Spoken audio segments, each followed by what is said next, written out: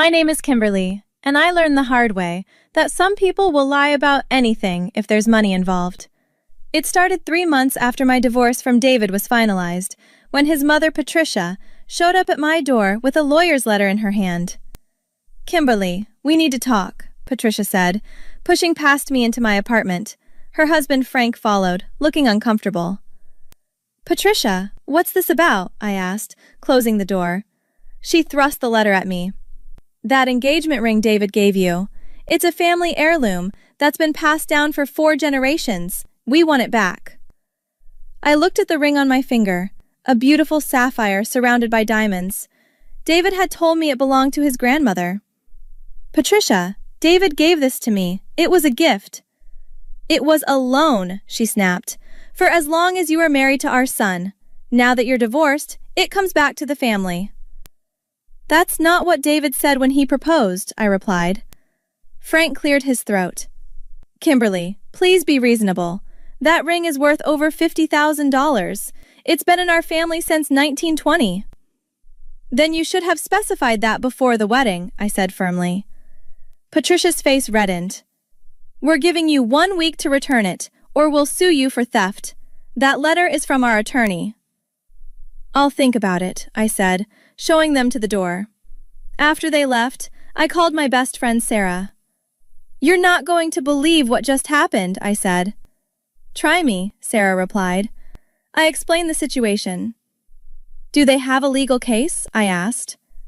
"I don't know, but I know someone who does," Sarah said. "My cousin Maria is a family attorney. Let me call her." The next day, I met with attorney Maria Rodriguez in her downtown office. "Show me the ring," Maria said. I handed it to her. She examined it carefully under her desk lamp. "Did David or his parents ever give you any documentation about this being a family heirloom?" she asked. "No, nothing. Just stories about his grandmother wearing it," I said. "And the letter they gave you? It's from their attorney, but doesn't actually cite any legal precedent," Maria noted. "They're trying to intimidate you. But here's what I recommend. Get this ring appraised by an independent gemologist. If it's really worth $50,000 and really from 1920, there should be documentation somewhere." "What if they're telling the truth?" I asked. "Then we negotiate. But something feels off about this," Maria said. "Why wait 3 months after the divorce? Why not mention it during the settlement?" That question stuck with me. I made an appointment with Mr. Chen, a certified gemologist Sarah's cousin recommended. "This will take about an hour," Mr. Chen said when I arrived at his shop. "I'll examine the stone, the setting, everything." I waited nervously, drinking bad coffee from his waiting room machine. When Mr. Chen called me back, his expression was grave. "Ms. Kimberly, I have some interesting news about your ring." "Is it real?" I asked. "The sapphire is real, and it's valuable, about $12,000. The diamonds are genuine too. But this ring isn't from 1920, he said. "How do you know?" I asked. "The setting is modern, probably made within the last 5 years. The craftsmanship is excellent, but the metalwork shows contemporary techniques. Also, I found a maker's mark inside the band from a jeweler in Seattle who's only been in business since 2018, Mr. Chen explained. My heart raced. "So they lied about it being an heirloom?" "That's what the evidence suggests," he said, "but there's more." "What do you mean there's more?" I asked Mr. Chen. He pulled out a folder. "I did some research after finding that maker's mark. I contacted the jeweler in Seattle. They keep excellent records." "And?" I prompted.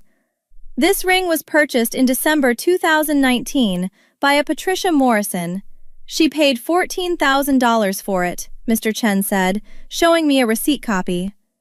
"That's my former mother-in-law," I said, stunned. "She bought my engagement ring?" "According to this, yes. The jeweler remembered her because she was very specific about wanting it to look antique but use modern stones," Mr. Chen explained. I called Maria immediately. "We need to meet. Something's very wrong here." An hour later, I was back in Maria's office with Sarah by my side. If Patricia bought the ring in 2019, where's the real family heirloom? Sarah asked. That's exactly what I'm wondering, Maria said. Kimberly, do you have any photos from your wedding or engagement? Tons, I replied. I need you to look through them carefully. See if Patricia is wearing any significant jewelry in any of the photos, Maria instructed. I spent that evening going through my wedding album. Then I found it. A photo of Patricia during the mother-son dance. On her right hand was a ring that looked remarkably similar to mine, but the sapphire was larger and the setting looked genuinely antique. I sent the photo to Maria. She called me within minutes. Kimberly, I think I know what happened, Maria said. Patricia had the real heirloom. She didn't want to give it to you, so she had a replica made. Now she's trying to get your ring back, probably to sell it. But why? I asked. I'm going to hire a private investigator to look into the Morrison family finances, Maria said. I suspect they're in trouble. 3 days later, Maria called with an update. Kimberly, you need to hear this. Can you come to my office? I arrived to find Maria with a thick folder of documents. The Morrisons filed for bankruptcy protection 6 months ago. Frank's business went under. They owe over $200,000 to various creditors. So they want my ring to sell it? I asked. Not just that. I think they've already sold the real heirloom. The replica they gave you was their insurance policy. They could demand it back after the divorce and sell it to pay debts. But they're claiming it's worth $50,000 to intimidate you into handing it over, Maria explained. Sarah leaned forward. That's fraud, isn't it? Potentially several kinds of fraud, Maria confirmed. Misrepresentation, attempted theft by deception, possibly insurance fraud if they claim the real heirloom was stolen. What do we do? I asked. We set a trap, Maria said with a smile. Here's what I'm thinking. The next day, I called Patricia. I've thought about what you said. I'll return the ring. Oh, Kimberly, I'm so glad you're being reasonable, Patricia said, her voice dripping with false sweetness. But I want to do this properly. Can we meet at a jewelry store? I want a professional to verify it's the real heirloom, and I want documentation that I'm returning it, I said. There was a pause. Why do we need a jeweler involved? Because you said it's worth $50,000. I want proof that I'm returning something that valuable. For my own protection, I explained. Fine. Tomorrow at 2 o'clock. Davidson's Jewelry on Main Street, Patricia said curtly. After hanging up, I called Maria. It's set. Tomorrow at 2. Perfect. I'll have everything ready, Maria said. And Kimberly, record everything. It's legal in this state, as long as one party consents. I spent a sleepless night rehearsing what I'd say. I arrived at Davidson's Jewelry 15 minutes early. Maria and Mr. Chen were already there, along with someone Maria introduced as Detective Williams. The detective is here as an observer, Maria whispered, just in case things go the way we expect. Patricia and Frank arrived exactly at 2, accompanied by their attorney, a nervous-looking young man named Barry. Kimberly, you made the right choice, Patricia said, reaching for the ring. Not so fast, I said. We're here to authenticate it first, remember? Patricia's smile faltered. That's unnecessary. I insist, I said firmly. Mr. Chen is a certified gemologist. He'll verify this is the 1920s family heirloom you claim it is. Mr. Chen took the ring and examined it under his equipment. The room was silent. Well? Patricia demanded after 5 minutes. Mrs. Morrison, this ring was manufactured approximately 5 years ago by a jeweler in Seattle. The sapphire is genuine and valuable, but this is not an antique piece, Mr. Chen said calmly. Patricia's face went white. That's ridiculous. That ring has been in our family for generations. Then perhaps you can explain this, Mr. Chen said, pulling out the purchase receipt. This shows you bought this exact ring in December 2019 for $14,000. Frank grabbed Patricia's arm. Patricia, what is he talking about? This is absurd, Patricia shouted. That receipt is fake. Actually, I verified it directly with the jeweler, Mr. Chen said. They confirmed the sale and provided photos of the ring before delivery. Maria stepped forward. Mrs. Morrison, I'm Attorney Rodriguez, representing Kimberly. I have some questions for you. Where is the real family heirloom ring? This is it, Patricia insisted. Then explain this, Maria said, showing the wedding photo where Patricia wore a different, clearly antique sapphire ring. That's you at Kimberly's wedding, wearing what appears to be a genuine Victorian-era sapphire ring. Where is that ring now? Patricia's attorney, Barry, looked panicked. Mrs. Morrison, I think we should leave. Answer the question, Patricia, Frank said quietly. Where's your grandmother's ring? Patricia's composure cracked. We needed the money, Frank. The business was failing. I sold it to pay off some debts. So you gave our son a fake to give to his fiancée? Frank asked, his voice shaking. I had a replica made. No one would know the difference, Patricia said desperately. But then you tried to get this replica back by claiming it was the original heirloom worth $50,000, Maria said.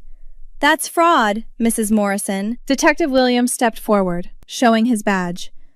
Mrs. Morrison, I'm going to need you to come to the station to answer some questions. About what? Patricia demanded.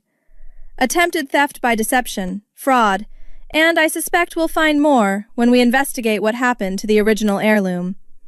If you claimed it was stolen for insurance purposes, that's insurance fraud, Detective Williams explained. Barry looked like he wanted to disappear. Mrs. Morrison, I had no idea about any of this. I'm withdrawing as your counsel immediately. Frank turned to me. Kimberly, I am so sorry. I had no idea she'd done this. You really didn't know? I asked. I knew we sold some jewelry to pay debts. I didn't know she'd replaced it with a fake, or that she was planning this, Frank said, tears in his eyes. The legal proceedings took 4 months, but the outcome was everything I'd hoped for. Patricia was charged with attempted theft by deception, fraud, and, just as Detective Williams suspected, insurance fraud. She'd claimed the original heirloom was stolen 2 years ago and collected $38,000 from their insurance company. I met with Maria and Sarah at a coffee shop to discuss the final results. The judge sentenced her to 3 years in prison, Maria said. She also has to pay back the insurance company, return the $14,000 she essentially stole from Kimberly's engagement budget, and pay restitution to the jeweler whose reputation she damaged. What about Frank? I asked. He cooperated fully with investigators. He genuinely had no idea what Patricia was doing. He's filing for divorce, Maria said. Sarah shook her head. I still can't believe she thought she'd get away with it. Greed makes people stupid, I said. She sold a real heirloom for quick cash, gave David a fake to give me, then tried to get the fake back by claiming it was worth $50,000. All of it to squeeze money from every possible angle. The irony is that if she'd just been honest, she might have avoided prison, Maria noted. What are you going to do with the ring? Sarah asked. I smiled. I'm keeping it. The court ruled it was a gift given to me in good faith. It's mine legally. And honestly, every time I look at it, I'll remember that I didn't let someone bully me into giving up what was rightfully mine. A few weeks later, David called me. Kimberly, I need to apologize. I had no idea my mother had done any of this. I thought I was giving you my grandmother's ring. I know, David. Your father explained everything, I said. I feel terrible. Is there anything I can do? He asked. Actually, yes. Make sure you visit your dad. He's struggling with all of this, I said. I will. And Kimberly? Thank you for not backing down. My mother needed to face consequences for once in her life, David said quietly. After we hung up, I looked at the ring on my finger. It wasn't about the money or even the principal anymore. It was about refusing to be a victim of someone else's greed and lies. Patricia had counted on me being too scared or too polite to fight back. She'd assumed I'd hand over the ring rather than face a lawsuit. She never expected that I'd dig deeper, ask questions, and find the truth. The truth was always there, hidden in receipts and photographs and maker's marks. All it took was the courage to look for it and the determination to see justice done. Have you ever had someone try to take something from you by lying about what it was worth or who it belonged to? What would you have done in my situation? Like and subscribe for more stories about people who refused to be victims and fought back the right way.